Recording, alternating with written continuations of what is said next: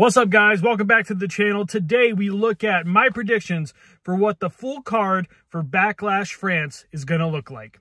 But before we get into the video, make sure you like this video. Make sure you subscribe to the channel. We're on the road to 2,200 subscribers before the end of April. Make sure you let me know down below your predictions for the Backlash match card, and let's get into it. Now, a little bit of admin before we start. Any match that has been announced already, I'm including. Any match that is seemingly being set up via a #1 contenders tournament, I'm also going to give my prediction on how that tournament's going to play out and who's going to wrestle for the championship at Backlash.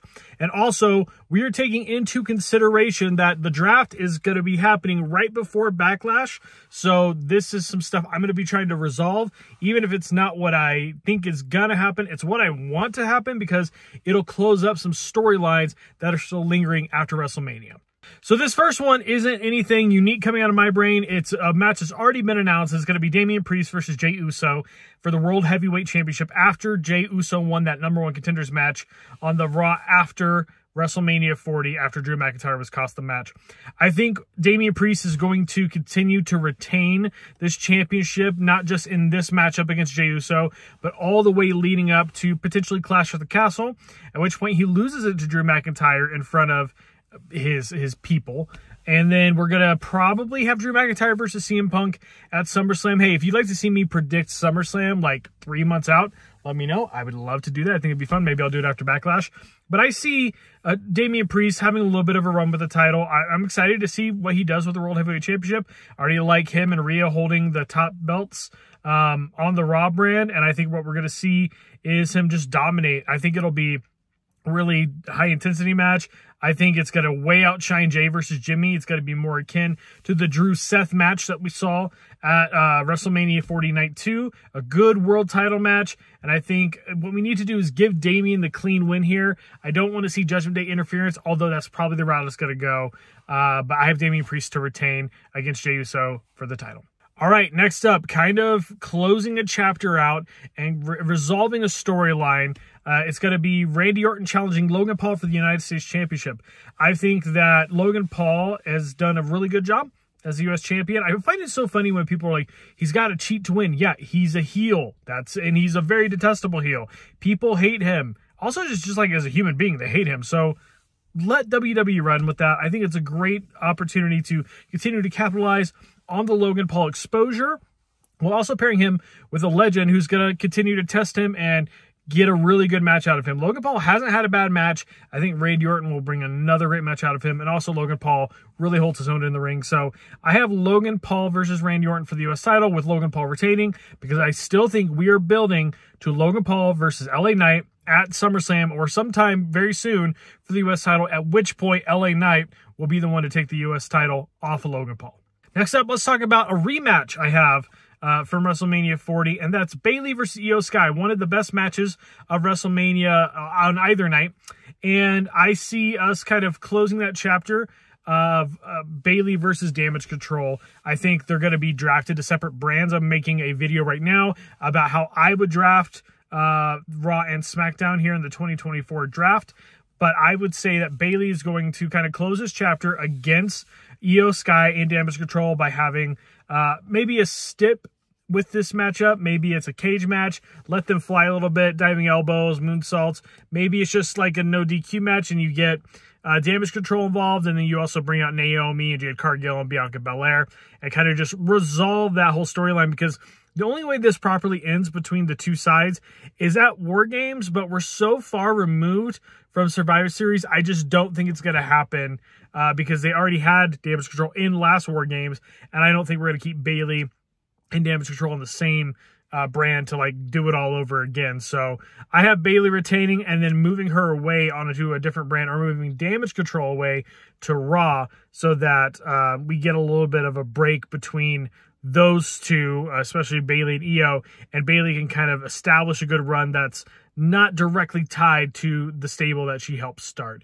But obviously Bayley will retain regardless of what happens in the draft.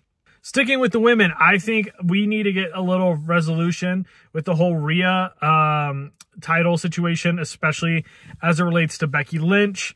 And then obviously some of the story that they were telling heading into WrestleMania with Nia Jax, and most importantly, Liv Morgan. Whether this is a triple threat or fatal four-way, which is how I would book it, let's do the fatal four-way. Let's just get it done.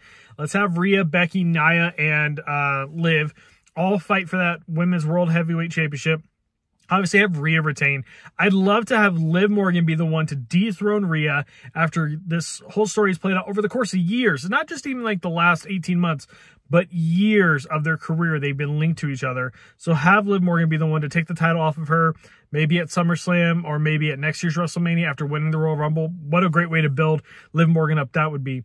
So I have this fatal four-way, and then you could have Rhea pin Nia or Becky Lynch, but don't have her pin Liv, because I think that it would devalue her rise. Or if you do ever beat her, have Liv like continue this revenge tour and build herself up, like start establishing wins, have a long building story, like a long burn to get her back to the place where she can take on Rhea, have that confidence, and really establish herself as a main event player, and then be the one to beat her clean would be awesome. And also, now you've created another star that can hang with Rhea for the next decade, because they're both still really young, and you have the future of your women's division after Bayley, Becky, and Charlotte, and Bianca are all gone. You have Bianca in there too. She's young. Jade Cargill is she's not young, but she's younger. You have these women like the next crop, Tiffany Stratton. You have this next crop of women who can hold it down, and I think Liv Morgan needs to be included in there. So I have the fatal four-way with Rhea to retain. Now we get to a juicy one. So I had originally predicted that Sami Zayn would lose to Gunther for the IC belt at WrestleMania, but obviously that's not what happened. The story was told very differently, and I'm so glad it was, because Sami winning the IC title off of Gunther, especially with the build-up and the hype of that actual night, was the right call, and it was a great match. But the story's not finished, especially between Sami and Gable. So I'm going to say Chad Gable versus Sami Zayn for the IC championship at Backlash, but I have Chad Gable turning heel and winning the title. I would say he needs to come out hot and just establish himself as the next like dominant single star of true wrestler, and be the guy to put Sami down after Sami had this feel-good story. It makes Sami more of a true babyface, and it really sets Chad's IC title run off to a hot start. And you could have these guys feud over the title for the next 3-4 months and eventually culminate that at Clash of the Castle or SummerSlam, or just keep it going. But I would also maybe eventually like have Chad move away from Alpha Academy. That's kind of become more of like a comedy gimmick, and have him be like this truly like just focused, lasered in, dominant heel a la Gunther, who's like, I just want to go out there, I want to wrestle, I want to dominate, I want to win, and I want to retain my title or win championships. And I think that would be great. Or have the rest of Alpha Academy turn heel with him, which I don't think they'll do, just because the whole Maxine Dupree situation seems to be building towards like a really sympathetic babyface structure, which is fine. But I think you need Chad to turn heel. And I think you need to give him the solo singles run that he's been so deserving of. Give him the solo singles title he's been so deserving of for so long, and let him run wild with it. So Sami and Chad, one-on-one IC belt, and have Chad win. And then finally, finishing the story of Backlash France, we have Cody Rhodes defending his championship against one of two men, either LA Knight or AJ Styles. Obviously, LA Knight and AJ Styles wrestled each other at WrestleMania in a fine match. It wasn't anything to write home about, but it wasn't bad. It wasn't Jay versus Jimmy. I think that AJ wins the #1 contender match between him and LA Knight. I think he should. AJ Styles is kind of on his retirement tour, if you will. I don't think anything official will happen, but he said recently he's getting close to the end. And I think him versus Cody, #1, is a great callback to them both being leaders of the Bullet Club, which I really, really love that element. I also think AJ Styles just gets his flowers of putting on some banger matches on his last year or two on the way out. And I don't see him winning the championship. I could see him winning the championship down the road. Obviously, he's distanced himself from the OC. And while I'd like to see him get back with them at some point, I think this lone wolf character that he's had lately has been really strong. And even though he doesn't win here, I wouldn't mind seeing him win the title off of Cody down the road, and maybe have maybe some kind of faction warfare down the line in some way, shape, or form. But I think we're just going to get a small program between the two, small little feud, hold us over until the draft, and then we can establish some new feuds moving into the summer and fall. Because I think Cody's going to hold the title for probably the entire year. There's been reports that The Rock wants to work with Cody Rhodes at WrestleMania 41. And if that's the case, man, I don't see Cody losing the title, period, until then. Now, he could lose the title and win it back, but I think it devalues the opportunity you have to set this idea of Cody has held the title up until that point. Nobody's pinned him since The Rock at WrestleMania 40, so The Rock feels like he should have the first shot at Cody at WrestleMania, whether that's night 1, and then maybe there's a Royal Rumble winner who faces Cody on night 2, or maybe Rock returns and wins the Royal Rumble. Don't love that, but I think with this being where we're building up to, it's really exciting, and I think the last couple months have shown us that anything is possible. Maybe AJ does win. Maybe AJ Styles beats him for the title. I just don't see it happening, but I do see them being the two to duke it out at Backlash. So that is my prediction. AJ is going to beat LA Knight, and then we're going to get a great, epic banger of a match at Backlash with Cody retaining. All right, guys, so those are my predictions for the Backlash France card and how it plays out based on those predictions. Also my predictions for who would win.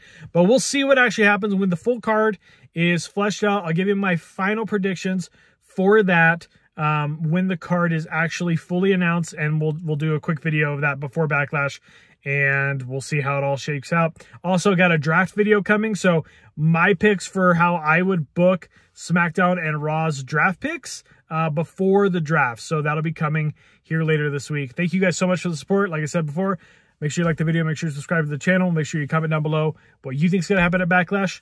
I'll see you very soon.